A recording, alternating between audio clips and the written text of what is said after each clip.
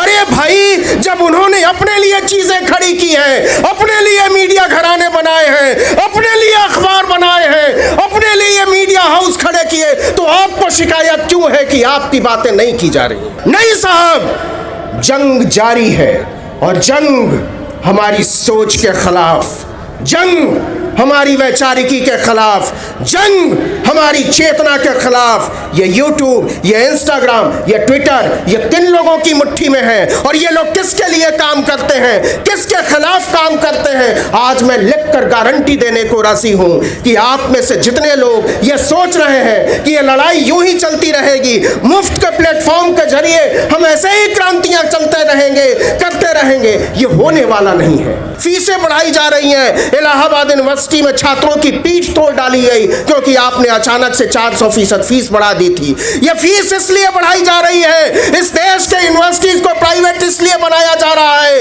इस देश के शिक्षा व्यवस्था को इसलिए बेचा जा रहा है कि हमारी आपकी तरह के गरीब, इस देश का दलित, इस देश का पिछड़ा, इस देश का पसमानदा, इस देश का आदिवासी अगर पढ़ लिख लेगा तो आपसे सवाल करना शुरू कर देगा।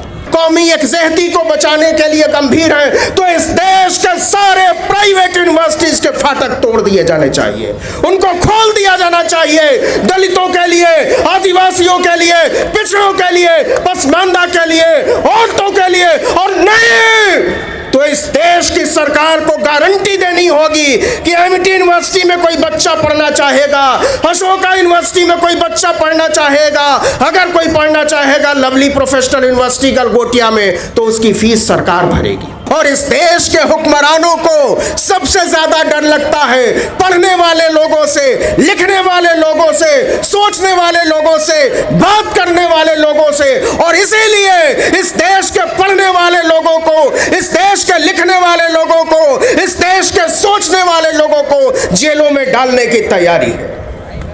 क्या कोई गुंडा लफंगा जेल में डाल रहा है? क्या कोई ऐसा आदमी जेल जा रहा है जिससे इस मुल्क के चैनो अमन को खतरा है?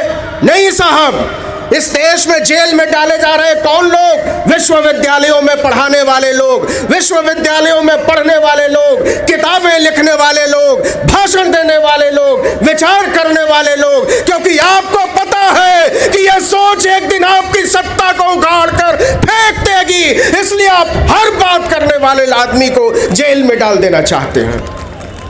लेकिन अगर आप सोचते हैं कि आप हमारी तरह के लोगों को, इधर बैठे लोगों की तरह के लोगों को, आपकी तरह के लोगों को जेलों में डाल देंगे, जेलों को भर देंगे, तो बातचीत करने वाले लोग खत्म हो जाएंगे, किताबें पढ़ने, लिखने, बोलने, भाषण देने वाले लोग खत्म हो जाएंगे। ये होने वाला नहीं है, ये होने वाला नहीं है। आप उम्र तय कीजिए अपनी सत्ता की, आप उम्र तय करिए अपनी नाफरमानियों की, और आप सोचिए कि आने वाले दिनों में इस देश के छात्र, इस देश के नौजवान, इस देश के शिक्षक, इस देश के किसान, इस देश के अल्पसंख्यक, इस देश का पसमानदा, इस देश की औरतें, इस देश के दबे कुचले लोग जब एक साथ खड़े होंगे तो आपकी हालत क्या होगी?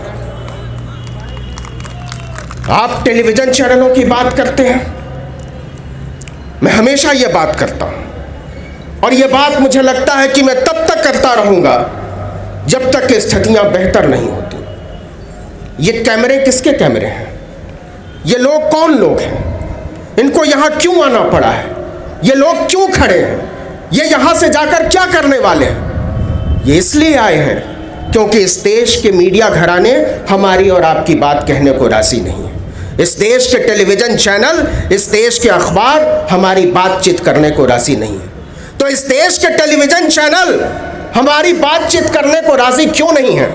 इस देश के अखबार यहां बैठे लोगों की बातें रखने को राजी क्यों नहीं है? इस पर बात तो करनी पड़ेगी, बात करनी पड़ेगी। चेहरा छुपाने से काम नहीं चलेगा, चेहरा बचाने से भी काम नहीं चलेगा। आप गौर कीजिए, पिछले 15-20 सालों में इस मुल्क में जो टेलीविजन चैनल खुले, वो कौन से टेलीविजन चैनल खुले? सबसे क्रांतिकारी टेलीविजन पंडित प्रणय रॉय ने खोला। हाँ, उससे ज्यादा क्रांतिकारी चैनल पंडित रजत शर्मा ने खोला, और क्रांतिकारी चैनल पंडित राजीव शुक्ला ने शुरू किया। पंडित अवीक सरकार ने शुरू किया।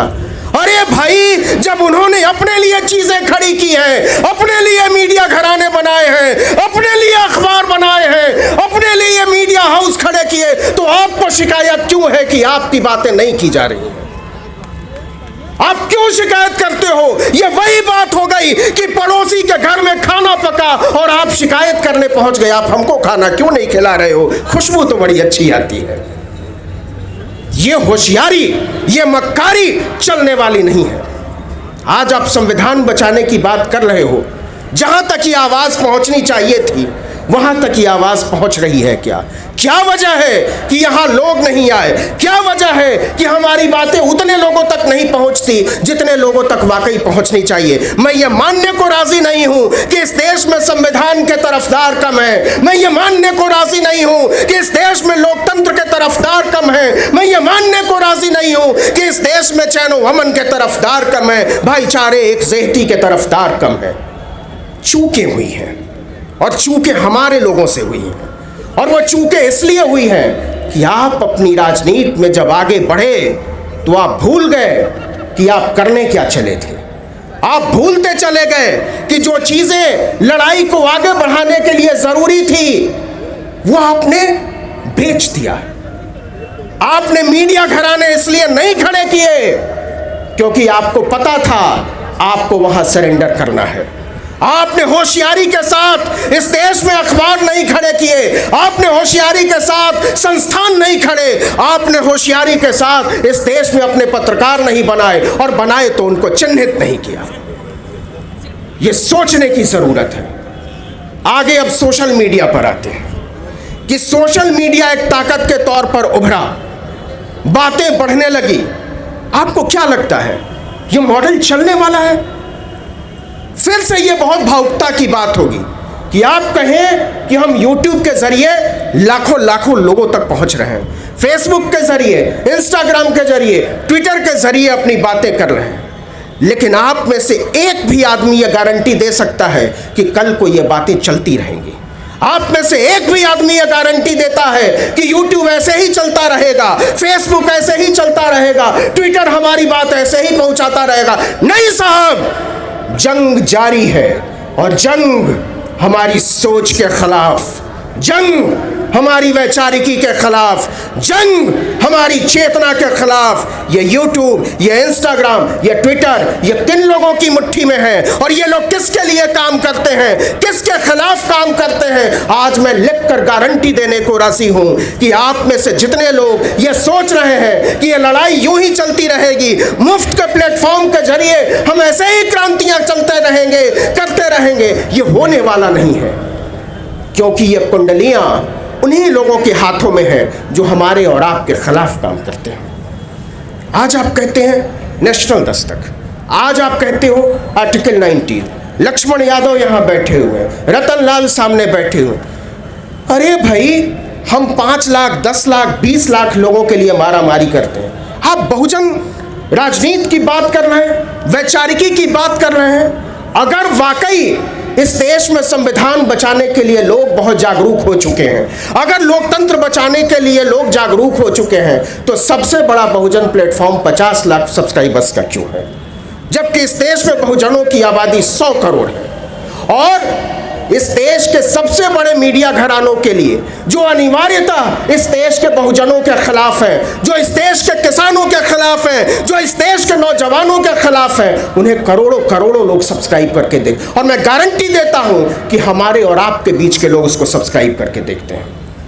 क्यों देखते हैं? इसलिए देखते हैं कि आपके माइंड को पढ़ने का, आपके दिमाग को गढ़ने का, और आपकी पूरी वैचारिकी को बनाने का जो अभियान चलाया जाता है, और वो अभियान जहां से चलाया जाता है, वो लोग वही लोग हैं जो हमको और आपको खत्म कर देना चाहते हैं। ये लड़ाई छोटी नहीं है।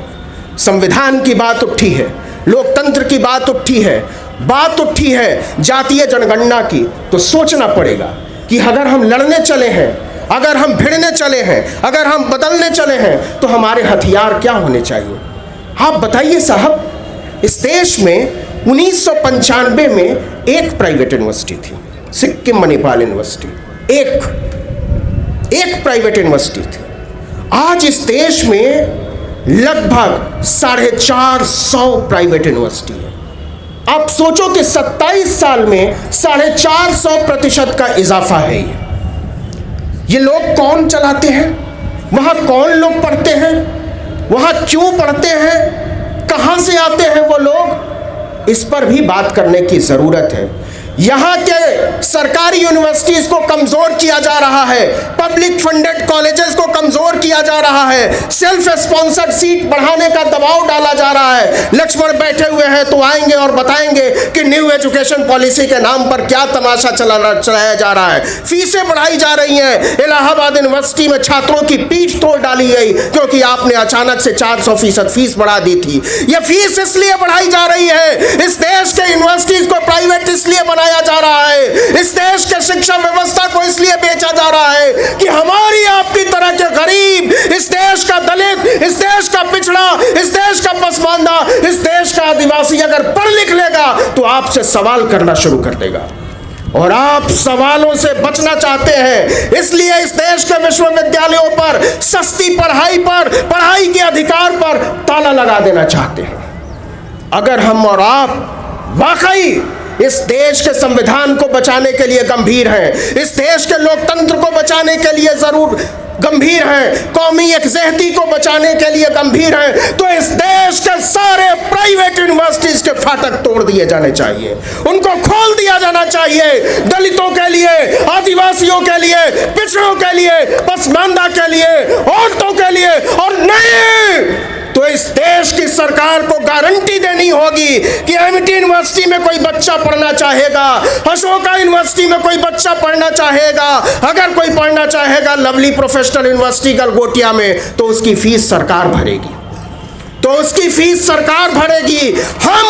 हमारी तरह के लोग आपकी तरफ से यह ऐलान कर रहे हैं कि साहब हमारी औकात नहीं है अशोका यूनिवर्सिटी में पढ़ने की, साहब हमारी औकात नहीं है एमटी यूनिवर्सिटी में पढ़ने की, हमारी औकात नहीं है इस देश के आला तरीन प्राइवेट यूनिवर्सिटी में पढ़ने की।